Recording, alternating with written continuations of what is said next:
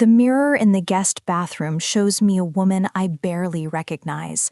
Hollow cheeks, lips still raw from where I bit down to keep from screaming, and my hands are shaking so badly I can't fasten the top button of my blouse.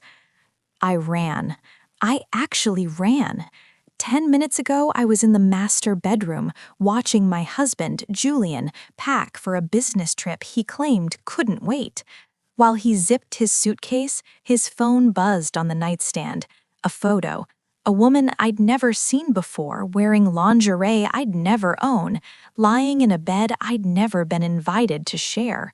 I didn't confront him. I didn't cry.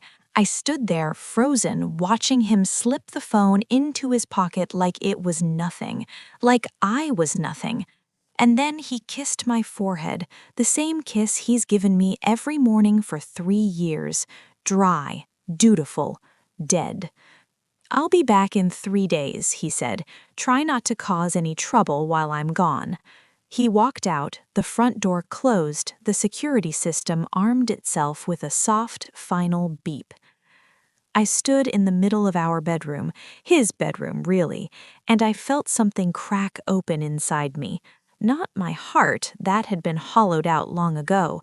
Something deeper, something primal, a voice I'd buried under silk sheets and charity galas and the weight of a ring that felt more like a shackle. "Get out," it said. "Now." I grabbed a coat. I didn't pack, I didn't plan, I just walked. The hallway of the estate stretched endlessly, portraits of Julian's ancestors watching me with cold, judgmental eyes. The marble floors were so polished I could see my own reflection, a ghost in couture fleeing a gilded tomb. I made it to the grand staircase. I made it halfway down. And then I saw him. Alexander Cross, my father-in-law, the man who built an empire on secrets and silence, the man who has looked through me for 3 years as if I were made of glass. He was standing at the bottom of the stairs, a crystal tumbler in his hand, the amber liquid catching the firelight from the great hall behind him. He wasn't supposed to be here. He had his own wing of the estate, his own life entirely separate from ours. But tonight, he was here, waiting. I stopped mid-step, my heart slamming against my ribs. His eyes traveled up from my bare feet, I'd forgotten shoes, to my unbuttoned blouse, to my face, which I knew was pale as death. He didn't speak. He just watched, the way he always watched, calculating, assessing. "Julian left," I said, my voice cracking on the name. "I know." His voice was low, smooth, a voice that had commanded boardrooms and destroyed careers, a voice that had never once been directed at me with anything more than polite dismissal. "I was just going for a walk," I lied. He took a slow sip of his whiskey. "In the middle of a winter storm?" I hadn't noticed. The windows behind him were dark, streaked with rain. The wind howled against the stone walls like something alive. "The fairies stopped running an hour ago," he continued, setting his glass down on a side table. The clink of crystal echoed in the cavernous hall. "The bridge is closed until morning. You're not going anywhere, Vivian." He said my name like it was a test, like he was seeing how it felt on his tongue.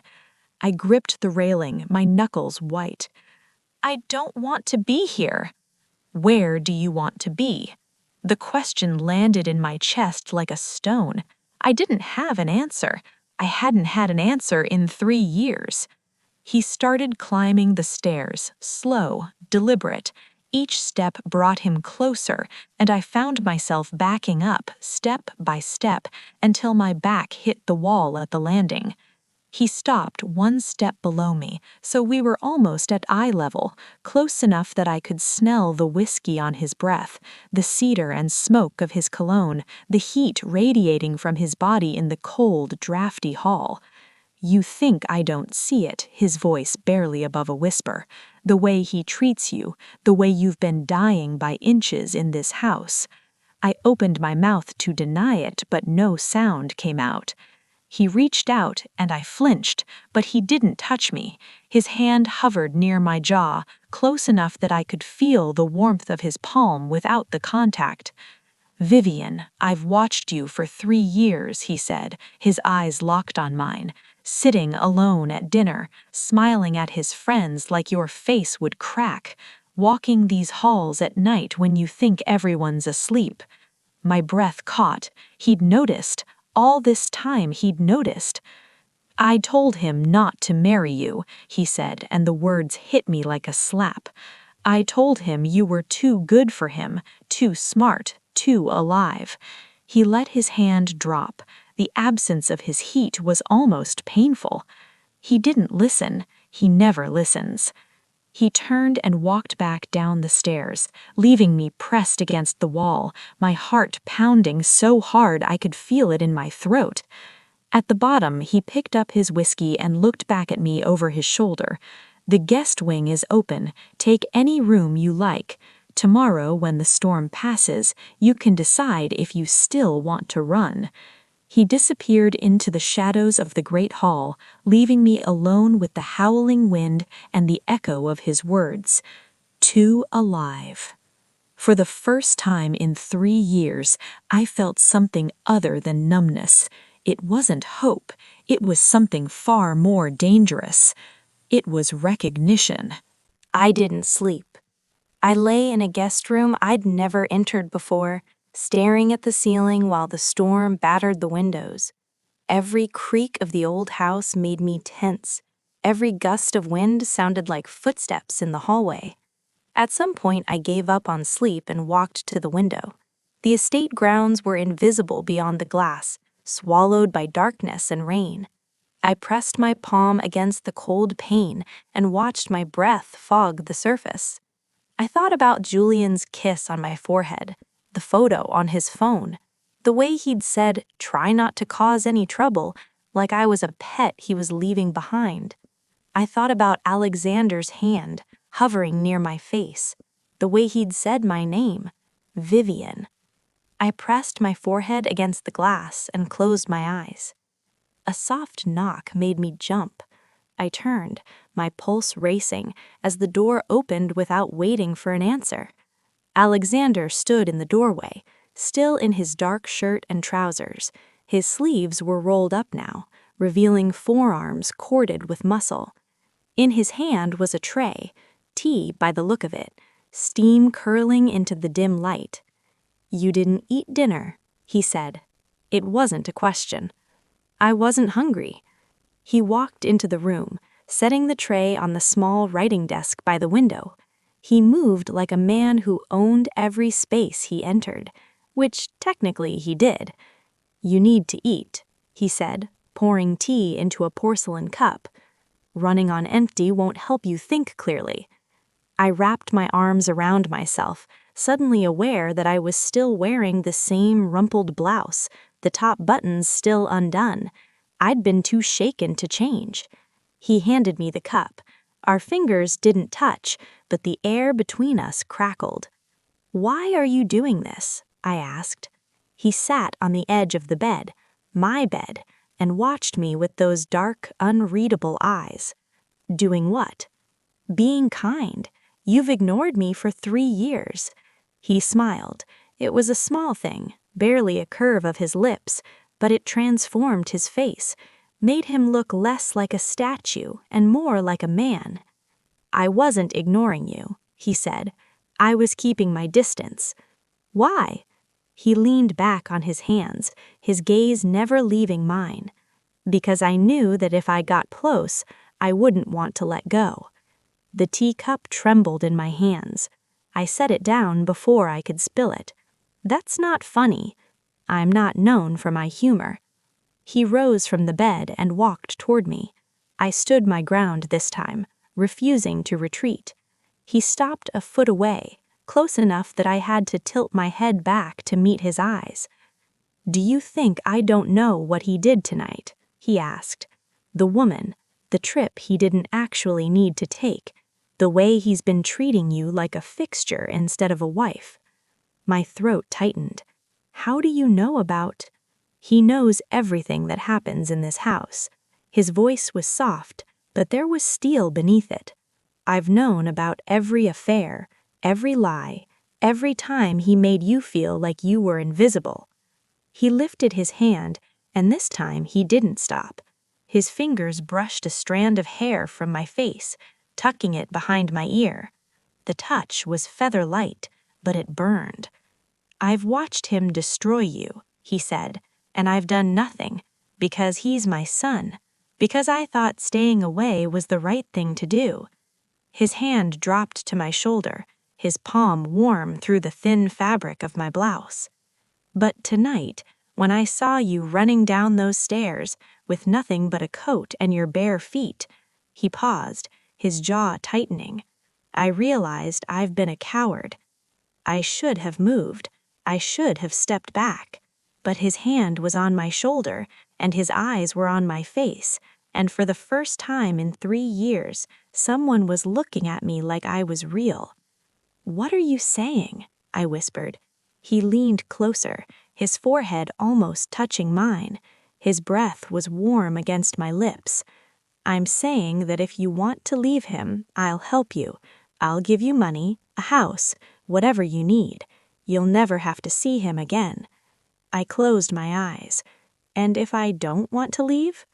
The silence stretched. I felt his hand tighten on my shoulder. "Then I'm saying that I've waited 3 years to stop being a spectator." His lips brushed my forehead. Not the way Julian kissed me. This was slower, deliberate, a question, not a dismissal. I opened my eyes and looked at him, at the man who held all the power, who had never looked at me twice, who was now standing in my room at midnight with his mouth still warm against my skin. "What happens when the storm ends?" I asked. He pulled back, just enough to see my face. "That's for you to decide." He turned and walked to the door. Before he left, he looked back at me. "Drink the tea. It's chamomile. It'll help you sleep." The door closed behind him with a soft click. I stood there for a long time, my hand pressed against my forehead where his lips had been. Then I picked up the teacup, brought it to my lips, and drank. It was still warm. Act 3. The Shattered Mirror. The storm didn't end the next morning, or the next. By the 3rd day, the power had flickered twice, and the phones were down.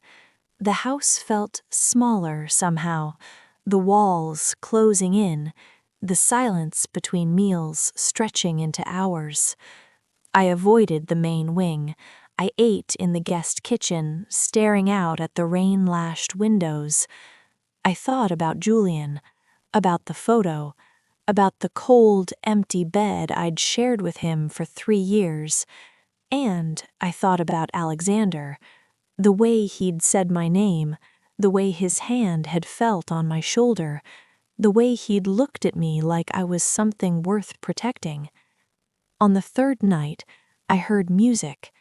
It drifted through the house, low and melancholy, coming from the library. I followed it without thinking, my bare feet silent on the marble floors. The door was open. Alexander sat in a leather armchair by the fireplace, a glass of whiskey in his hand, an old record spinning on the turntable behind him. He wasn't reading. He wasn't doing anything, just sitting in the dark, watching the flames. He looked up when I appeared in the doorway. His eyes moved over me, the thin silk robe I'd thrown on over my nightgown, my hair loose around my shoulders, my hands clasped in front of me like I was waiting for permission.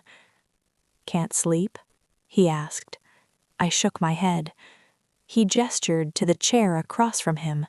I hesitated, then walked into the room, the warmth of the fire washing over me. I sat down, tucking my legs beneath me, watching the flames dance. The music swelled, something classical, something sad. "This house is full of ghosts," I said, surprising myself. He took a slow sip of his whiskey. It is. Julian's mother. She lived here, didn't she? He was quiet for a long moment. She did. What was she like? He stared into the fire. She was brilliant and fragile, and she gave me a son who never forgave her for leaving. I looked at him. She left? She couldn't live in this house, couldn't live with the silence, the expectation, the weight of being a cross. He turned his glass in his hands. I don't blame her. I never did. But Julian does. He nodded slowly. He blames everyone. That's who he is. The record crackled, the needle skipping slightly. Neither of us moved to fix it. Why did you marry him? Alexander asked. His voice was soft, but the question cut. I looked down at my hands. Because he made me feel seen at first. He was so bright, so alive, and I was young. I thought that was enough. And now? I lifted my eyes to his. The firelight flickered across his face, carving shadows into the lines of his jaw. He set his glass down. The sound was deliberate, final. He rose from his chair and walked to the window, his back to me. The rain streaked down the glass, distorting the darkness beyond. I should have stopped it, he said quietly. The wedding. I should have told you what he was. I stood. I didn't mean to. My body moved before my mind caught up. You couldn't have, I said. I wouldn't have listened. He turned to face me. The space between us was too small, the air too thick. I see you, Vivian. I've always seen you. I took a step toward him, then another. Then why did you wait? His eyes darkened. Because I was afraid of what I'd do if I didn't. We stood there, inches apart, the music playing something slow and aching.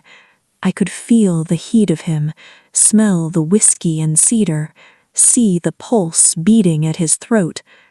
He lifted his hand, and this time, when his fingers brushed my cheek, I leaned into the touch. You should go back to your room, he said, but his voice was rough, strained. I don't want to. His hand slid into my hair, his fingers tangling in the strands. He didn't pull, he just held, like he was afraid I'd disappear if he let go.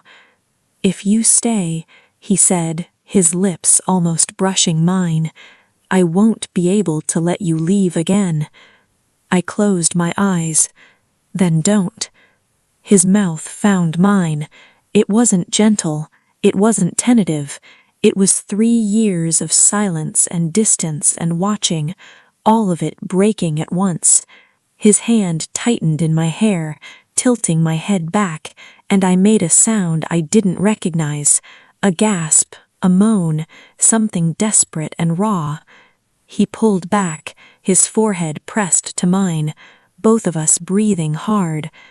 Tell me to stop, he said. Tell me and I will. I wrapped my hands in his shirt, pulling him closer. I've been stopped for 3 years, I whispered. I don't want to be stopped anymore. He kissed me again, and this time there was no hesitation. His hands moved down my back, gripping my waist, lifting me. I wrapped my legs around him, feeling the solid heat of him against me, and he carried me across the library, past the shelves of leather-bound books, past the fire, to the leather chaise near the window. He laid me down slowly, like I was something precious, something that might break. The rain beat against the glass behind us. The fire cast long shadows across his face. He knelt over me, his hands braced on either side of my shoulders, and looked at me like I was the only thing in the world worth seeing. I've imagined this, he said, his voice low, almost reverent, more times than I care to admit. My heart was pounding so hard I could barely breathe. Show me. He lowered himself, his mouth finding the hollow of my throat, then the curve of my shoulder. His lips traced a path down my arm while his hand slid beneath the hem of my nightgown, his palm flat against my stomach, his fingers splayed. I arched into his touch, a sound escaping me, half gasp, half plea. "You have no idea," he murmured against my skin, "what it's done to me, watching you walk through this house, hearing your laugh at dinner, knowing you were in his bed while I lay awake in mine." His hand moved higher, and I felt the heat of his palm against my ribs, the brush of his thumb just beneath my breast. "Tell me you want this," he said, pulling back to look at me. "Tell me you're not just running from him." I reached up, cupping his face in my hands. His jaw was rough with stubble. His eyes were dark, hungry, but there was something else there too, something vulnerable. "I'm not running," I said. "I'm choosing." Something broke in his expression. He lowered his head, kissing me again, softer this time. His hands moved with deliberate slowness, undoing the buttons of my nightgown one by one, exposing me to the firelight. I should have been shy, I should have covered myself, but he looked at me with such focus, such intensity, that I felt beautiful for the first time in years. He made a sound low in his throat. "You're exquisite."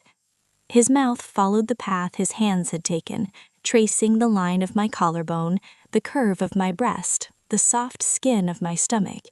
Each kiss was a brand, a claim, a promise. I tangled my fingers in his hair, pulling him closer, and he made a sound that vibrated through me. His hands found mine, pressing them into the leather above me, his fingers interlacing with mine. He held me there, pinned but not trapped, his body a warm weight above me. "I want to hear you," he said, his lips brushing my ear. "I want to know what you sound like when you stop being quiet." I bit my lip, but he shook his head, his thumb tugging gently at my chin. "No, don't hold back. Not tonight." And I didn't. When he moved against me, when his hands and his mouth and his voice became the only things in the world, I let go. I let the sounds escape, let the pleasure build, let myself be consumed by the heat of him.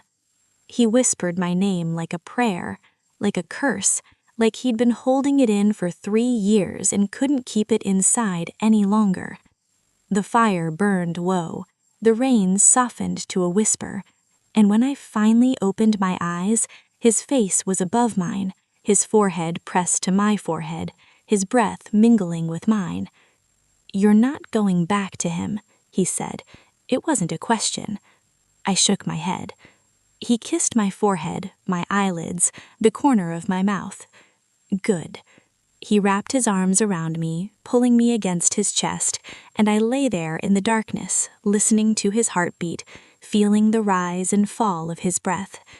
For the first time in 3 years, I wasn't invisible. I was seen. I was wanted. I was his. The storm broke the next morning. I woke to sunlight streaming through the library windows, the rain gone, the sky a pale, washed blue. Alexander was still beside me, his arm draped across my waist, his face relaxed in sleep. I watched him for a long time, memorizing the lines of his face, the silver at his temples, the way his lips curved slightly, like he was dreaming of something good.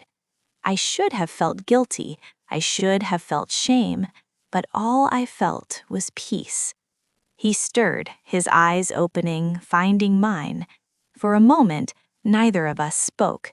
Then he smiled, a real smile, the kind that reached his eyes. "Good morning," he said, his voice rough with sleep. "Good morning." He pulled me closer, burying his face in my hair. The storm passed. I nodded against his chest. It did. He was quiet for a moment, then, "What happens now?" I thought about Julian, about the life I'd left behind in that bedroom, in that marriage, in that gilded cage I'd called home for 3 years. I thought about the woman who had run down those stairs in her bare feet, desperate to escape. She was still here, but she wasn't running anymore. "I want a divorce," I said. Alexander's arms tightened around me. "I'll make sure you get one. I want to stay in the city. I want to find work. I want to be something other than someone's wife." He lifted his head, looking at me. "You can have all of that, anything you want." I reached up, touching his face. "And what about you?" He caught my hand, pressing a kiss to my palm. "I've waited 3 years, Vivian. I can wait a little longer." "For what?" His eyes met mine. "For you to be ready, for you to choose me because you want to, not because you're running from him." I sat up, the morning light falling across my bare shoulders.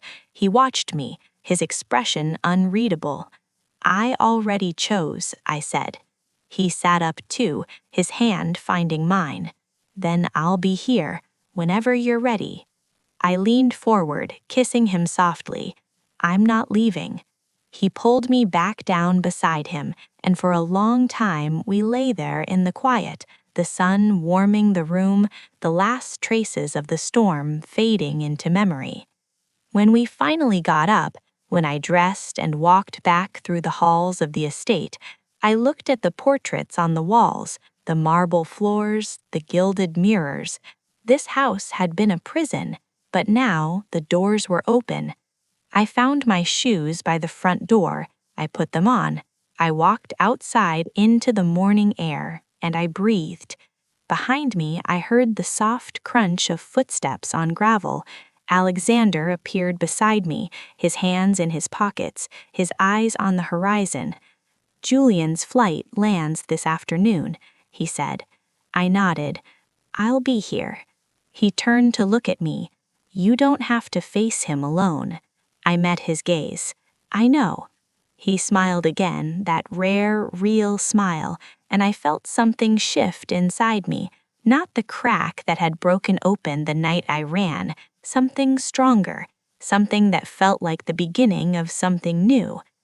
"When this is over," he said, "I want to take you somewhere, somewhere that isn't here." "Where?" He shrugged. "Anywhere, as long as you're there." I laughed, a real laugh, the first in years, and the sound surprised me. Alexander reached out, tucking a strand of hair behind my ear. "There you are," he said softly. "What?" He shook his head, his eyes warm. "I was wondering when I'd get to see you laugh." I looked at him, at the man who had seen me when no one else did, who had waited 3 years to touch me, who had offered me freedom without asking for anything in return. "I'm not going to disappear," I said. His hand dropped to my shoulder, squeezing gently. "I know."